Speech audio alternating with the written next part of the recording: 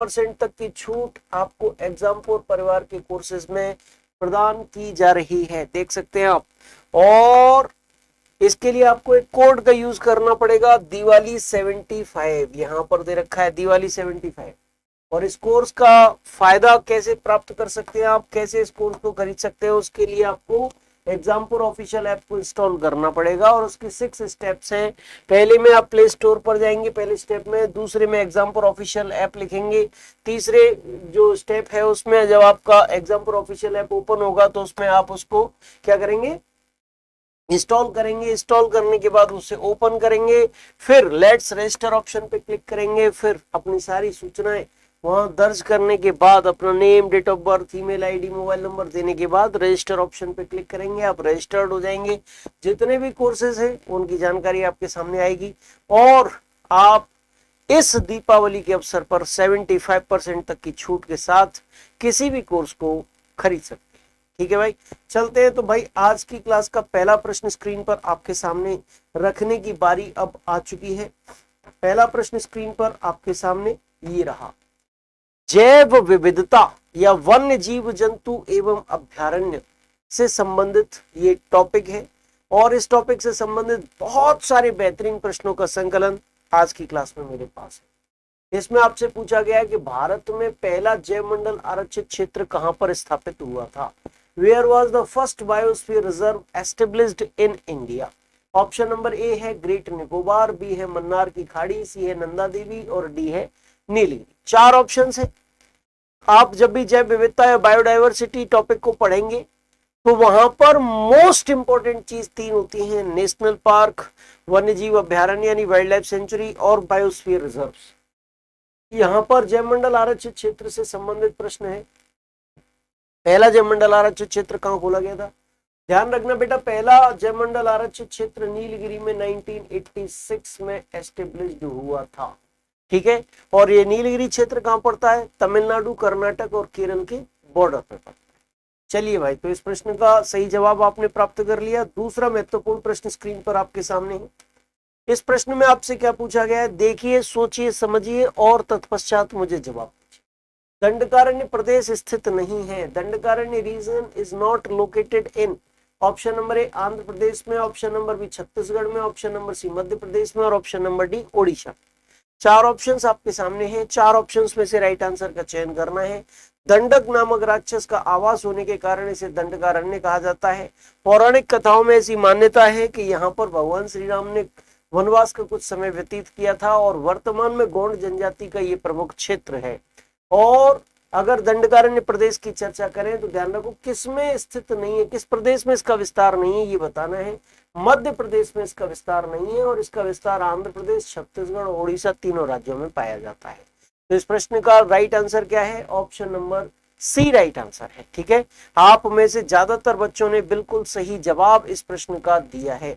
आप सभी बच्चों ने, जिन जिन ने इस प्रश्न का राइट आंसर दिया है वो सभी बधाई के पात्र हैं। ठीक है, चलिए तीसरा महत्वपूर्ण प्रश्न स्क्रीन पर आपके सामने रखता हूं। और तीसरे प्रश्न में आपसे क्या पूछा गया है, जरा चर्चा कर लेते हैं। पूछा गया है कि बुंदाला जैवमंडल आरक्षित क्षेत्र जो यूनेस्को के मानव तथा जैवमंडल तंत्र में सम्मिलित किया गया है कहां पर स्थित है। Where is the Bundala biosphere reserve which has been included in the human and biosphere system of UNESCO located. Option number A रूस, option number B Bharat, option number C Sri Lanka और option number D Bangladesh. 4 options आपके सामने हैं। Right answer का चयन करके आप मुझे बता दीजिए। मेरी नजर लगातार आपके कमेंट्स पर बनी हुई है, फटाफट से इस प्रश्न का सही जवाब दे दीजिए। आपको सफलता दिलाने के क्रम में कुछ बेहतरीन प्रश्नों का संकलन है और जल्दी से जल्दी आप सभी लोग इस प्रश्न का सही जवाब दे देंगे, ऐसा मेरा विश्वास है।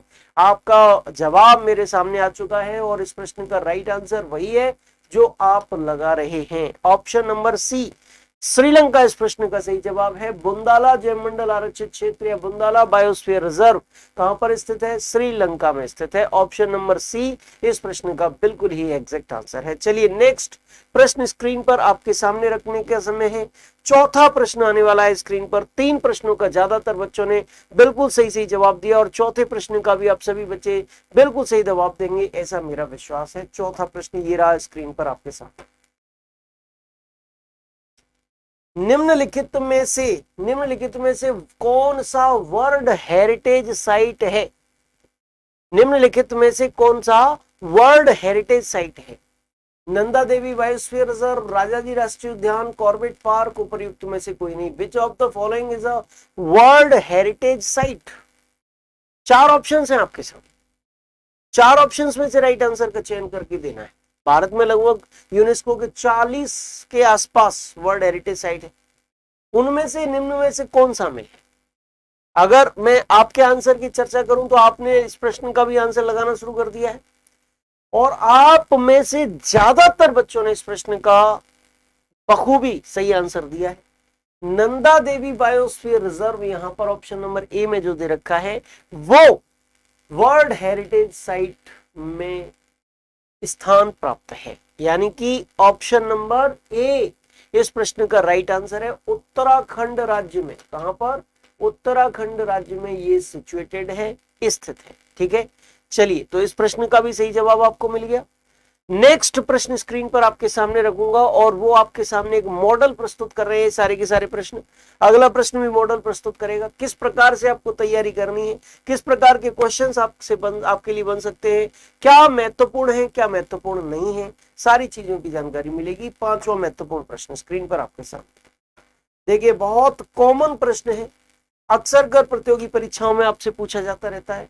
सर्वाधिक जैव विविधता पाई जाती है शांत घाटी केरल में, कश्मीर घाटी में, सूरमा घाटी में, फूलों की घाटी में।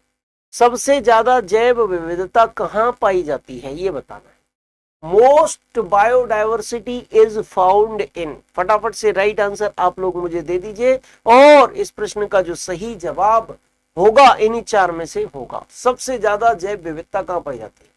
कई बार बहुत सारी प्रतियोगी परीक्षाओं में पूछा जा चुका है और भविष्य में आपसे पूछे जाने की प्रबल संभावना रखता है। इस प्रश्न का राइट आंसर है बेटा शांत घाटी, ऑप्शन नंबर ए। साइलेंट वैली, शांत घाटी या मौन घाटी, वहां पर भारत की सबसे ज्यादा जैव विविधता पाई जाती है। ये नहीं होती तो राइट आंसर पश्चिमी घाट भी हो सकता था, अगर पश्चिमी घाट ऑप्शन में होता तो। लेकिन एग्जैक्ट जगह की बात करें तो ध्यान रखना, शांत घाटी, मौन घाटी या साइलेंट वैली ही एक ऐसा स्थान है जहां सबसे ज्यादा जैव विविधता पाई जाती है। नेक्स्ट 6वां प्रश्न स्क्रीन पर आपके सामने। 6वां प्रश्न आपसे क्या कह रहा है, जरा देखिए, सोचिए, समझिए और फिर मुझे जवाब दीजिए तसल्ली के साथ। ठीक है, पूछा गया जीवाश्म नेशनल पार्क अवस्थित है। जीवाश्म नेशनल पार्क किस जगह पर सिचुएटेड है, कहां पर स्थित है ये बताइए। Fossil national park is located eight Kerala में, कर्नाटक में के धारवाड़ में, मध्य प्रदेश मंडला में और छत्तीसगढ़ में। 4 ऑप्शंस आपके सामने हैं। जैसा कि मैं बता रहा था, national park, wild life sanctuary, biosphere reserve इस टॉपिक में मुख्य स्थान रखते हैं, बहुत महत्वपूर्ण स्थान रखते हैं। तो जीवाश्म नेशनल पार्क 108 के आसपास नेशनल पार्क वर्तमान में है, एक है उसमें से जीवाश्म नेशनल पार्क किस जगह पर है बताना है। आपका आंसर आने लगा है और ज्यादातर बच्चों ने इस प्रश्न का भी पिछले प्रश्नों की तरह सही जवाब दिया है, बिल्कुल सही जवाब। चलिए, इस प्रश्न का राइट आंसर आपने लगाया ऑप्शन नंबर सी, मध्य प्रदेश में। और जी हां, बिल्कुल सही जवाब है ऑप्शन नंबर सी, इस प्रश्न का राइट आंसर है। क्या है इस प्रश्न का सत्य जवाब? ऑप्शन नंबर सी है। चलिए भैया, 7वां प्रश्न स्क्रीन पर आपके सामने रखें, और 7वां प्रश्न आपसे कह रहा है कि भारत में सबसे बड़ा चीता आरक्षण स्थल कहां है? Where is the largest tiger reserve site in India? आपको पता है बाघों की घटती संख्या को, बाघों की घटती घटती संख्या की समस्या को दूर करने के लिए भारत में टाइगर रिजर्व एस्टेब्लिश्ड किए गए अलग अलग जगहों पर, और उनमें से जो सबसे बड़ा टाइगर रिजर्व है उसका चयन करके बताना है। कॉर्बेट नेशनल पार्क, सुंदरबन और नंदनकानन और नागार्जुन। 4 ऑप्शंस हैं, option number A B C D, और इनमें से एक का चयन करके आपको राइट आंसर लगाना है। आप लोगों ने, जैसा कि पिछले प्रश्नों में भी मैंने देखा, प्रश्न मैंने स्क्रीन पर रखा, आपने तुरंत आंसर लगाना स्टार्ट किया। इस प्रश्न में भी सेम प्रवृत्ति आपकी है और आपने आंसर दिया है, ज्यादातर लोगों का आंसर सही है। ऑप्शन नंबर डी इस प्रश्न का एग्जैक्ट आंसर है। नागार्जुन श्रीशैलम टाइगर रिजर्व जो है जो कि आंध्र प्रदेश और तमिलनाडु दोनों में विस्तृत है। ये भारत का सबसे बड़ा टाइगर रिजर्व है। क्या है? सबसे बड़ा चीता आरक्षण स्थल है। कहां पर? नागार्जुन श्रीशैलम नाम से टाइगर रिजर्व है और आंध्र प्रदेश और तमिलनाडु राज्यों में सिचुएटेड है, स्थित है। ठीक है भैया। अगला महत्वपूर्ण प्रश्न, प्रश्न नंबर 8। और प्रश्न नंबर 8 आपसे क्या कह रहा है, जरा देखिए, सोचिए, समझिए और इस प्रश्न का जवाब मुझे दे दीजिए। निम्नलिखित में से कौन सा भारत का एक टाइगर रिजर्व नहीं है? निम्नलिखित में से कौन सा एक भारत का टाइगर रिजर्व नहीं है? Option number A Sundarban, option number B Kaziranga, option number C Sariska और option number D Kanha. 4 options आपके सामने हैं और 4 ऑप्शंस में से राइट आंसर का चयन करके आप सभी बच्चे मुझे बता देंगे क्या इस प्रश्न का एग्जैक्ट जवाब है। और इस प्रश्न के एग्जैक्ट जवाब की चर्चा अगर हम करें तो सुंदरबन पश्चिम बंगाल में स्थित एक टाइगर रिजर्व है, सरिस्का राजस्थान में स्थित एक टाइगर रिजर्व है, कान्हा मध्य प्रदेश में स्थित एक टाइगर रिजर्व है, लेकिन काजीरंगा जो है आसाम में स्थित है और एक सींग वाले गेड़े के लिए फेमस है। एक सींग वाला गेड़ा किसके लिए फेमस है भैया? और ना कि टाइगर के लिए। किसके लिए फेमस है? एक सींग वाले गेड़े के लिए फेमस है। और काफी बार, कई बार इससे प्रश्न आपसे पूछे जाते हैं। पूछा जाता है कि एक सींग वाले गेड़े के लिए कौन सा नेशनल पार्क फेमस है, तो आप आंसर लगाते हैं काजीरंगा नेशनल पार्क। और कहां पर लोकेटेड है?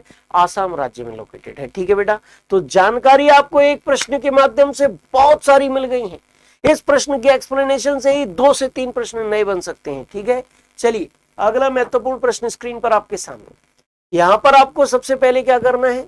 मैच करना है। और मैच करने के बाद कोड दिए गए हैं और राइट कोड से उसका चयन करके मुझे बता देना है। देखिए, अगर मैं बात करूं गौतम बुद्ध की, तो गौतम बुद्ध नेशनल पार्क आपका झारखंड में है। डालमा नेशनल पार्क की चर्चा करूं तो बिहार में है। सिमलीपाल आपका ओडिशा में ही है और पेरियार आपका केरल में ही है। यानी कि 2, 1, 3, 4 ये कोड में बना 2134 और 2134 ऑप्शन नंबर सी में दे रखा है और यही इस प्रश्न का राइट आंसर है। इस प्रकार के प्रश्न भी आपसे पूछे जाने की प्रबल संभावना एग्जाम्स में बनती है। कई बार जो हमारे द्वारा जो नेशनल पार्क और वाइल्ड लाइफ सेंचुरीज तैयार किए गए हैं कि किस किस जगह पर वो स्थित है, किस जीव के लिए फेमस है, तो उनसे या तो एक एक करके क्वेश्चन पूछ लिया जाएगा या फिर एक प्रश्न के अंतर्गत ही 4 नेशनल पार्क और वाइल्ड लाइफ सेंचुरीज को शामिल करते हुए इस प्रकार का प्रश्न आपसे पूछा जा सकता है। ठीक है, तैयार रहिएगा, मोस्ट इंपोर्टेंट सेक्शन है, निश्चित तौर पर क्वेश्चन यहां से पूछे जाने की उम्मीद है। 9वां प्रश्न हल कर लिया है, 10वें प्रश्न की बारी है और आज की क्लास का जो 10वां महत्वपूर्ण प्रश्न है वो स्क्रीन पर आपके सामने है। पूछा गया उत्तर प्रदेश में नवाबगंज पक्षी विहार कहां स्थित है? Nawabganj bird sanctuary in Uttar Pradesh is located eight option number ए गाजियाबाद जनपद में, ऑप्शन नंबर बी गोंडा जनपद में, ऑप्शन नंबर सी रायबरेली जनपद में और ऑप्शन नंबर डी उन्नाव जनपद में। 4 ऑप्शंस आपके सामने हैं। राइट आंसर का चयन करके आप लोगों को मुझे बताना है क्या इस प्रश्न का सही जवाब है। नवाबगंज पक्षी विहार उत्तर प्रदेश में काफी फेमस है और ये किस जिले में, किस स्थान पर लोकेटेड है, 4 ऑप्शंस में से चयनित करके आप लोग मुझे बता देंगे और मैं फिर आपके आंसर को लॉक कर दूंगा और फिर सही जवाब आपको बताऊंगा। आपका जवाब अगर मैं देख लेता हूं तो आप लोगों ने इस प्रश्न का विगत प्रश्नों की तरह ही सही जवाब मुझे दे दिया है। बहुत बहुत धन्यवाद, थैंक यू वेरी मच। बिल्कुल सही जवाब आपने दिया बेटा, ऑप्शन नंबर डी इस प्रश्न का एग्जैक्ट आंसर है। नवाबगंज पक्षी विहार उत्तर प्रदेश के उन्नाव जनपद में स्थित है। कहां पर? उन्नाव जनपद में स्थित है। ऑप्शन नंबर डी एक बार फिर से इस प्रश्न का राइट आंसर है और आप सभी लोगों ने भी एक बार फिर से सही जवाब दे दिया है। अगला महत्वपूर्ण प्रश्न यानी कि आज की क्लास का 11वां महत्वपूर्ण प्रश्न स्क्रीन पर आपके सामने है। पूछा क्या गया, देखिए, सोचिए, समझिए और फिर इसका जवाब मुझे दीजिए। यहां पर आपसे पूछा गया है कि शीतकाल में आपको साइबेरियाई सारस प्रायः कहां दिखाई दे सकता है? Where can you often see the Siberian crane in winter in India? Sasan Gir sanctuary, Ranthambore sanctuary, Dachigam national park और केवलादेव घनप सेंचुरी। 4 ऑप्शंस आपके सामने हैं। आखिरकार साइबेरियन सारस के लिए कौन सा नेशनल पार्क या जैव मंडल आरक्षित क्षेत्र या बायोस्फीयर रिजर्व या वाइल्ड लाइफ सेंचुरी फेमस है? ये चयनित करके फटाफट से मुझे बता दीजिए। जल्दी से आपको चयनित करना है, 4 ऑप्शंस के अंतर्गत से चयन करना है। और यहां पर आप लोगों ने आंसर देना स्टार्ट कर दिया है। बहुत सरल प्रश्न था, मुझे उम्मीद थी कि इस प्रश्न का सही जवाब आप देंगे। ऑप्शन नंबर डी इस प्रश्न का एग्जैक्ट आंसर है। राजस्थान के भरतपुर में स्थित, राजस्थान के भरतपुर में स्थित जो केवलादेव घना सेंचुरी है, केवलादेव घना सेंचुरी जो है ना, वही साइबेरियन सारस के लिए फेमस है। शीतकाल में साइबेरियाई क्षेत्र से बहुत सारे पंछी यहां पर आ जाते हैं। ठीक है, तो प्रश्न का सही जवाब आपने दे दिया। अगला महत्वपूर्ण प्रश्न आपकी प्रतीक्षा कर रहा है। आपसे उम्मीद है कि इन सभी प्रश्नों की तरह आप इस क्रम को बनाए रखेंगे और अगले प्रश्न का भी बिल्कुल सही सही जवाब मुझे दे देंगे। नेक्स्ट 12वां प्रश्न स्क्रीन पर आपके सामने, और 12वें प्रश्न में आपसे क्या पूछा गया है जरा देखिए। राजीव गांधी राष्ट्रीय उद्यान कहां स्थित है? Rajiv Gandhi national park is located at, कहां स्थित है? जल्दी बता दीजिए फटाफट से। राजस्थान में, मध्य प्रदेश में, उत्तरांचल में और कर्नाटक में। 4 ऑप्शंस आपके साथ। सही जवाब का चयन करके आप लोगों को मुझे इस प्रश्न का एग्जैक्ट आंसर दे देना है। सही जवाब दे देना, फटाफट से लगा डालिए इस प्रश्न का राइट आंसर आखिरकार क्या है। और इस प्रश्न के सही जवाब की चर्चा अगर मैं आपके साथ करूं, 4 ऑप्शंस है। राजीव गांधी राष्ट्रीय उद्यान भारत के बहुत बड़े नेता, भारत के पूर्व प्रधानमंत्री के नाम पर ही इस जो राष्ट्रीय उद्यान है उसका नाम रखा गया।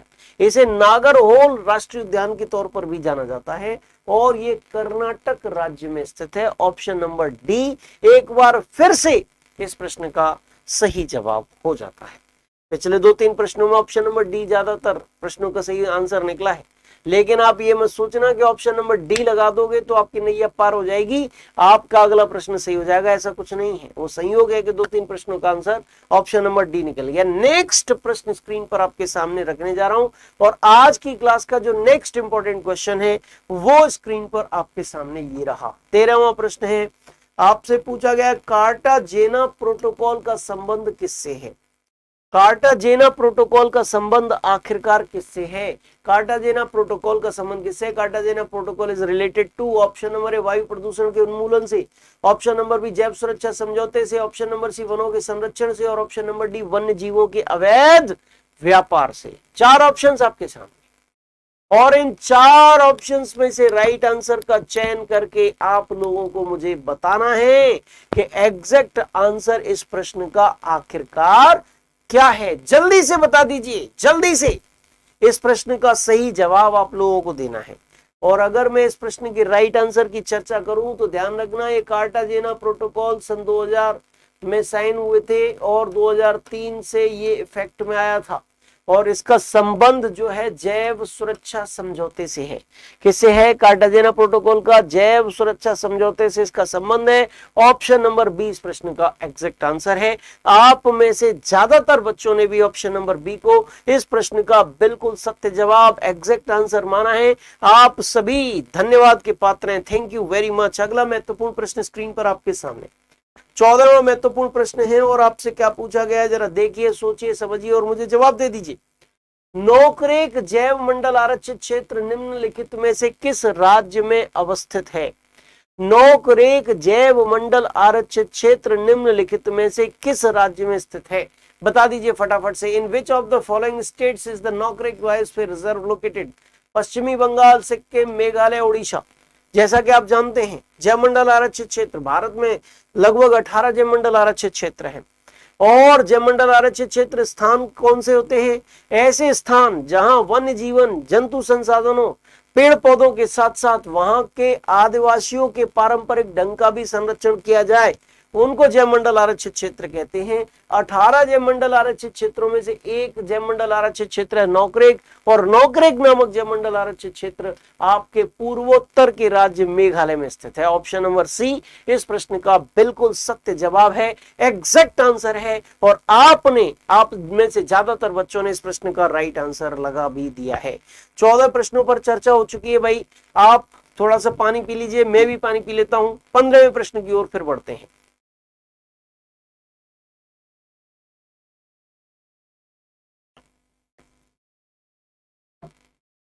मेरी आवाज आप तक सही ढंग से पहुंच पा रही होगी, मुझे पूर्ण विश्वास है।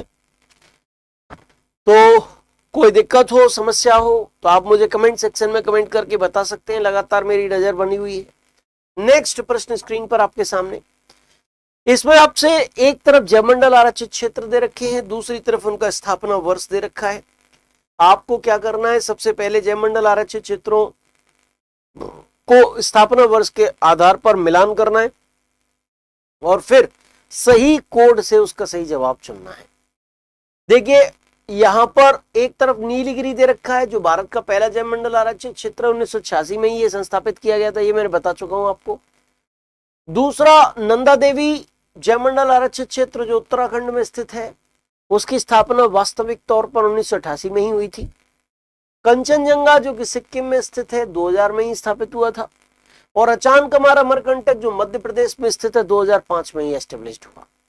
यानी कि यहां पर चारों के चारों विकल्प, चारों के चारों जयमंडल आरक्षित क्षेत्र बिल्कुल सही जोड़े के साथ उनका मिलान ऑलरेडी किया गया है। यानी कि कहीं किसी अन्य जगह से, किसी अन्य ऑप्शन से मिलान करने की जरूरत नहीं है, और बिल्कुल प्रश्न में बिल्कुल सही सुमेलित हैं चारों के चारों जोड़े। इसका मतलब 1 2 3 4 इस प्रश्न का राइट आंसर होगा, जो कि आपके ऑप्शन नंबर डी में आपको दे रखा है। 1 2 3 4 इस प्रश्न का क्या होगा, राइट कोड हो जाएगा। आप में से भी ज्यादातर बच्चों ने इस प्रश्न का आंसर 1 2 3 4 को लगाया है, और जिन जिन बच्चों ने ऑप्शन नंबर डी को इस प्रश्न का राइट आंसर लगाया वे सभी की सभी बधाई के पात्र हैं। बहुत बहुत धन्यवाद, थैंक यू वेरी मच। अगला महत्वपूर्ण प्रश्न फिर से स्क्रीन पर आपके सामने आएगा, आपको आपका जो मेंटल लेवल है उसको बढ़ाएगा, आपके ज्ञान का वर्धन करेगा। और नेक्स्ट प्रश्न स्क्रीन पर आपके सामने 16वां प्रश्न है, और ये रहा स्क्रीन पर आपके सामने। देखिए पूछा गया किस प्रकार की जैव विविधता का उपयोग प्रजनन कार्यों में किया जाता है। Which type of biodiversity is used for breeding purposes. 4 options आपके सामने हैं। आनुवांशिक विविधता, वातावरणीय विविधता, आनुवांशिक एवं वातावरणीय विविधता, इनमें से कोई नहीं। 4 ऑप्शंस हैं आपके सामने। राइट आंसर का चयन करके आप लोग मुझे बता देंगे क्या इस प्रश्न का एग्जैक्ट आंसर है, सही जवाब क्या है। किस प्रकार की जैव विविधता का उपयोग प्रजनन कार्यों में किया जाता है, तो आप नाम से ही समझ रहे होंगे इस प्रश्न का राइट आंसर क्या है। प्रजनन कार्यों से संबंधित जो विविधता है वो ऑप्शन नंबर ए में दे रखी है, आनुवांशिक विविधता। क्या आनुवांशिक विविधता इस प्रश्न का एग्जैक्ट आंसर है। ठीक है, जैव विविधता के प्रकारों को भी आपको पढ़ना पड़ेगा अगर आप इस टॉपिक से संबंधित सारे प्रश्नों पर अपनी पकड़ बनाना चाहते हैं। तो 17वां प्रश्न स्क्रीन पर आपके सामने। 17वें प्रश्न में आपसे पूछा गया है कि भूतल पर सर्वाधिक किस कुल के सदस्य पाए जाते हैं। सरफेस पर, धरातल पर सबसे ज्यादा किस कुल के सदस्य पाए जाते हैं ये बताना है।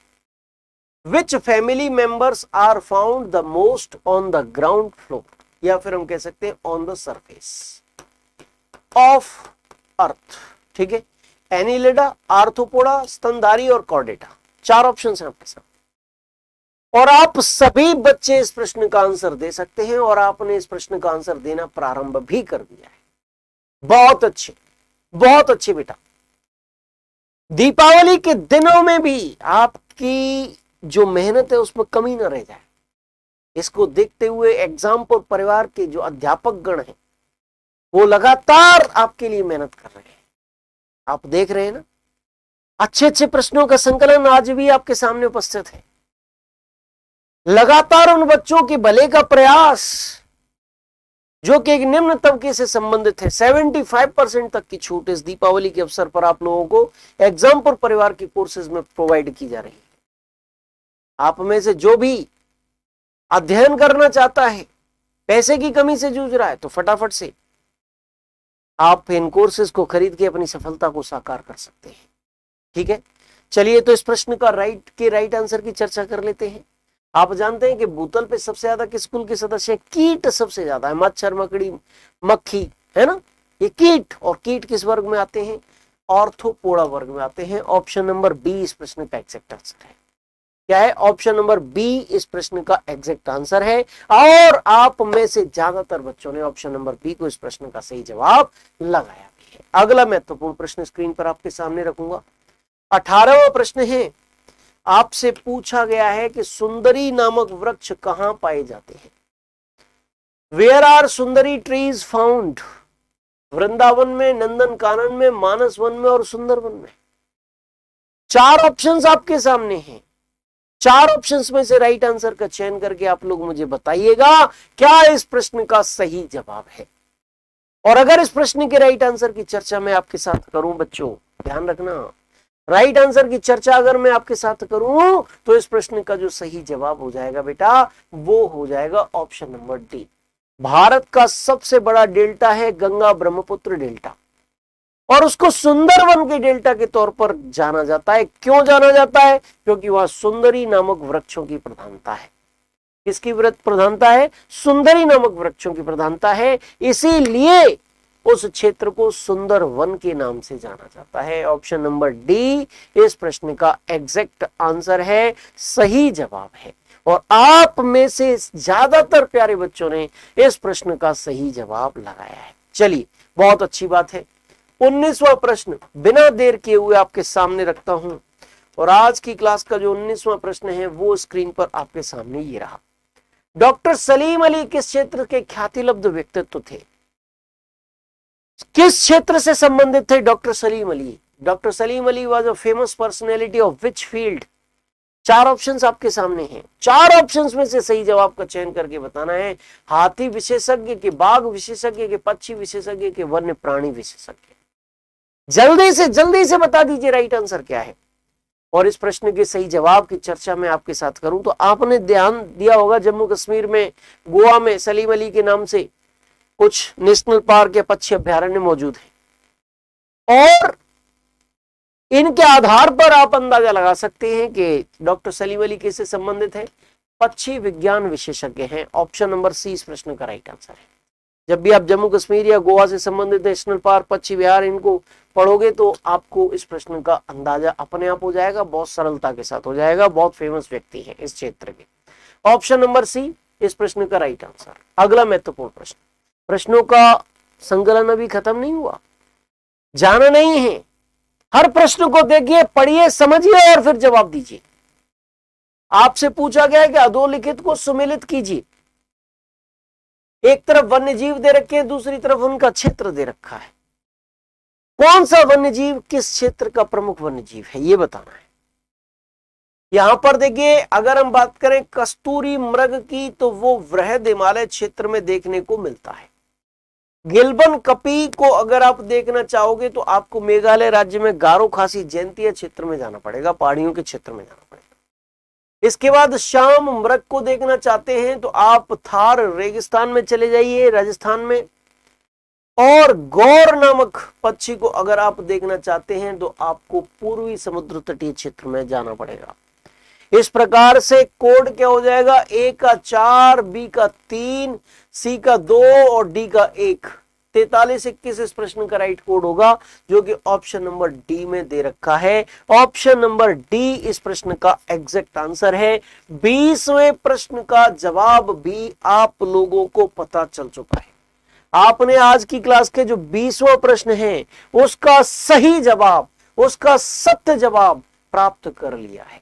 राइट आंसर आखिरकार प्राप्त कर लिया है। अगले महत्वपूर्ण प्रश्न की चर्चा मैं आपके साथ करता हूं, और आज की क्लास का जो नेक्स्ट इंपॉर्टेंट प्रश्न है वो स्क्रीन पर आपके सामने ये रहा। 21वां प्रश्न है। क्या आपसे पूछ रहा है, जरा सोच समझ के इस प्रश्न का जवाब मुझे दे दीजिएगा। लिविंग प्लैनेट सूचकांक आखिरकार क्या है? What is the living planet index? Option number ए विश्व के संकटग्रस्त प्राणियों और वृक्षों की स्थिति का सूचक। ऑप्शन नंबर बी परम दुर्लभ पौध प्रजातियों का सूचक। ऑप्शन नंबर सी जैव विविधता की स्थिति का सूचक। और ऑप्शन नंबर डी उपरोक्त में से कोई नहीं। चार ऑप्शंस आपके सामने और इन चार ऑप्शंस में से राइट आंसर का चयन करके मुझे बताना है क्या इस प्रश्न का एग्जैक्ट आंसर है, क्या इस प्रश्न का सही जवाब है। और अगर मैं बात करूं जैव विविधता से संबंधित सूचकांकों की, तो उनमें से एक महत्वपूर्ण सूचकांक है लिविंग प्लैनेट सूचकांक। लिविंग प्लैनेट सूचकांक, ठीक है। और इसका संबंध जैसा कि मैं अभी अभी आपसे बता चुका हूं, तो इसका संबंध जैव विविधता की स्थिति के सूचक के तौर पर है। ऑप्शन नंबर सी इस प्रश्न का राइट आंसर है। और सबसे बड़े संतोष की बात यह है कि आप में से ज्यादातर बच्चों ने इस प्रश्न का राइट आंसर लगाया है। आप सभी बच्चे जिन्होंने ऑप्शन नंबर सी को इस प्रश्न का राइट आंसर माना है, बधाई के पात्र हैं। यानी कि आपकी तैयारी सही दिशा में चल रही है, आप बिल्कुल सही दिशा में चल रहे हैं। लगातार बढ़ते रहिए, कछुए की चाल से धीरे धीरे धीरे धीरे बढ़ते जाना है और निश्चित तौर पर सफलता आपको प्राप्त हो जाएगी, ऐसा मेरा विश्वास है। ठीक है, तो चलेंगे बढ़ेंगे अगले महत्वपूर्ण प्रश्न की ओर। अगला महत्वपूर्ण प्रश्न भी आज की इस क्लास में मेरे पास है। 21 प्रश्न आपने तैयार कर लिए। 22वें प्रश्न को भी 21 प्रश्नों की तरह ही सोच समझ के जवाब देना है आपको। 22वां प्रश्न स्क्रीन पर आपके सामने ये रहा।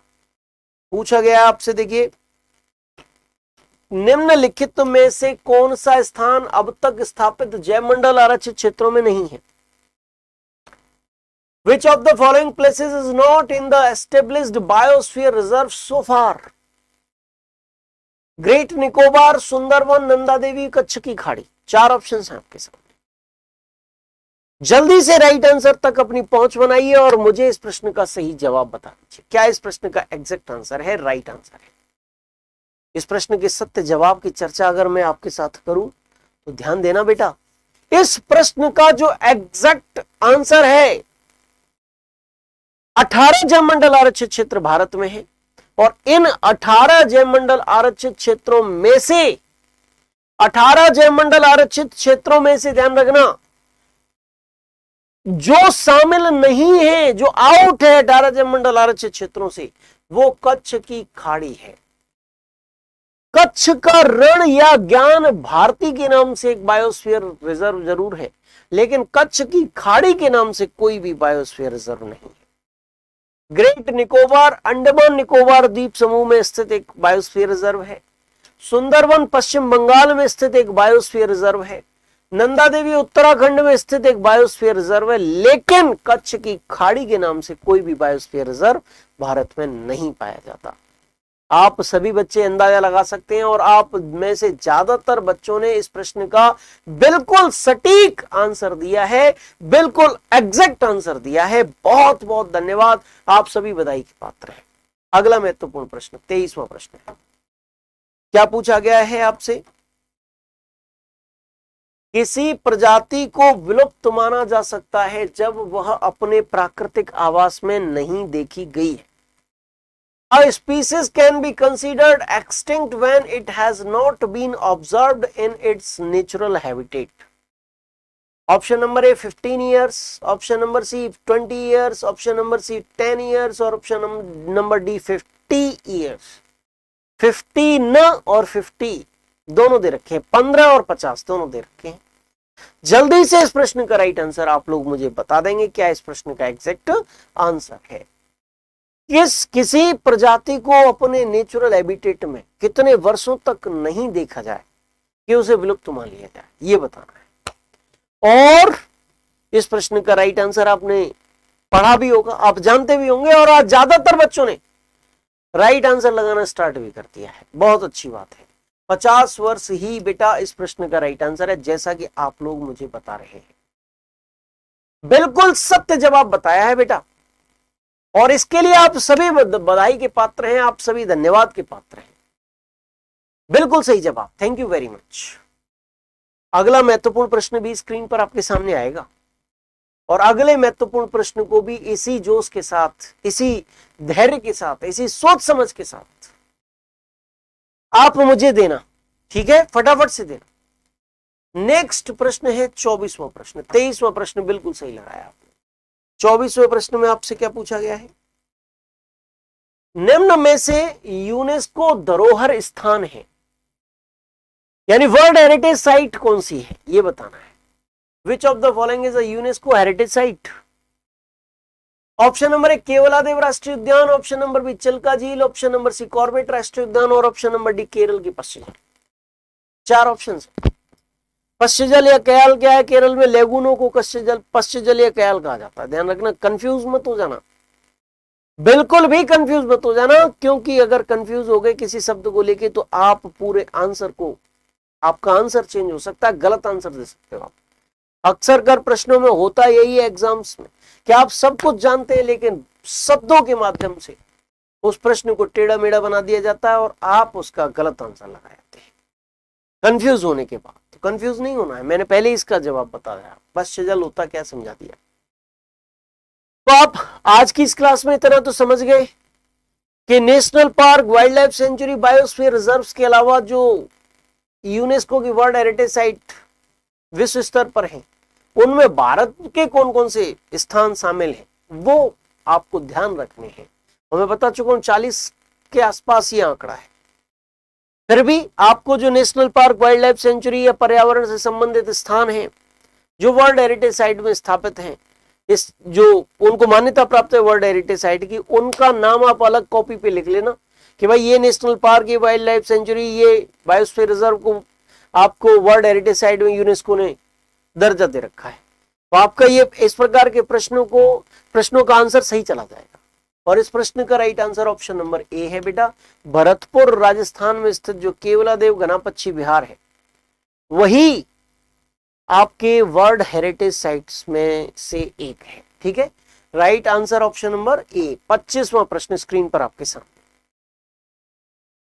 और 25वें प्रश्न में आपसे क्या पूछा गया है, देखिए, निम्नलिखित क्षेत्रों पर विचार कीजिए। पूर्वी हिमालय, पूर्वी भूमध्य सागरीय क्षेत्र, उत्तर पश्चिमी Australia. Consider the following areas. उपर्युक्त में से जैव विविधता के हॉटस्पॉट्स हैं। जैव विविधता के हॉटस्पॉट्स क्या होते हैं, जहां जैव विविधता ज्यादा पाई जाए। नॉर्मन मायर्स वो व्यक्ति थे जिन्होंने इस शब्द को प्रतिपादित किया, हॉटस्पॉट्स, तप्त स्थल। वर्तमान समय में लगभग विश्व स्तर पर 36 जैव विविधता के हॉटस्पॉट्स हैं, जिनमें से 4 भारत या उसके आसपास स्थित है। तो भारत या उसके आसपास स्थित जैव विविधता का जो हॉटस्पॉट है वो केवल और केवल पूर्वी हिमालय है। यहां पर भूमध्य सागरीय क्षेत्र या उत्तर पश्चिमी ऑस्ट्रेलिया का संबंध जैव विविधता के हॉटस्पॉट से नहीं है ना। भारत या उसके आसपास केवल 4 जैव विविधता के हॉटस्पॉट्स हैं, उनमें से एक पूर्वी हिमालय। ठीक है, ऑप्शन नंबर ए इस प्रश्न का राइट कोड हो जाएगा। 25 प्रश्नों पर चर्चा हो चुकी भैया, और ये सारे के सारे 25 प्रश्न आपकी सफलता को सुनिश्चित करने वाले प्रश्न हैं। मैंने इन प्रश्नों को इसीलिए आपके सामने रखा जिससे कि आप समझ जाएं कि एग्जाम में आखिरकार किस प्रकार के प्रश्न आपसे पूछे जा सकते हैं। मैंने आपको थ्योरी की क्लास के समय पर जयमंडल आरक्षित क्षेत्र और वाइल्ड लाइफ सेंचुरीज और नेशनल पार्क्स, इन सब के महत्वपूर्ण पॉइंट्स लिखाए, उनको तैयार आपने किया, अच्छे अच्छे प्रश्नों को देखा, और अब आपको अंदाजा लग गया किस प्रकार के प्रश्न आपसे पूछे जा सकते हैं। जो प्रश्न आपको टफ लगे हो, टिपिकल लगे हो, नोट कर लेना, स्क्रीनशॉट लेके आपने रख लिया होगा, मुझे पूरी उम्मीद है। ठीक है, और फिर से एक बार आप लोगों को मैं बता देता हूं, जो सबसे महत्वपूर्ण चीज है, दीपावली के शुभ अवसर पर, त्योहारी सीजन पर आप सभी बच्चे इस त्योहारी सीजन का लाभ उठा सकते हैं। इस दीपावली के शुभ अवसर पर एग्जाम पर परिवार अपने जो कोर्सेज हैं उनमें 75% तक का डिस्काउंट दे रहा है। इसके लिए आपको दिवाली 75 कोड का यूज करना पड़ेगा, और यूज कब करेंगे, जब आप एग्जामपुर ऑफिशियल ऐप को इंस्टॉल कर लेंगे। एग्जामपुर ऑफिशियल ऐप इंस्टॉल कर लीजिए, 75% तक की छूट प्राप्त करिए, और जिन कोर्सेज को खरीदकर आप अपने मंजिल तक पहुंचना चाहते हैं, सपनों को साकार करना चाहते हैं, उनको खरीदने का सबसे बेहतरीन अवसर अब आपके पास उपलब्ध है। ठीक है बेटा, तो आज की क्लास का यहीं पे समापन करते हैं। त्योहार है, अच्छी तरीके से मनाइए, लेकिन प्रदूषण में ज्यादा योगदान न दीजिएगा, है ना। इस प्रकार से दीपावली मनानी है कि पर्यावरण को संरक्षित करते हुए, एक शब्द है धारणीय विकास, सतत विकास, कि हम वर्तमान की आवश्यकताओं की पूर्ति करें और भविष्य की जो हमारी भावी पीढ़ी है उसकी आवश्यकताओं का भी ध्यान रखें। तो पर्यावरण को इतना प्रदूषित न करिए कि भावी पीढ़ी का जो जीवन है वो दिक्कत में आ जाए। खूब धूमधाम से मनाइए, खुशियों के साथ मनाइए, और गरीब तबके का विशेष ख्याल रखिए। ठीक है, जो मिट्टी के दीपक इत्यादि आपके लिए मार्केट में लेके बैठे हुए हैं, उन पर विचारों पर विशेष ध्यान देना है। भारतीय लोग हैं, आपके भाई हैं, 10, 15, 20 रुपए एक्स्ट्रा खर्च हो जाए तो आप सोचना मत, गरीब है उनकी भी दीपावली बन जाएगी।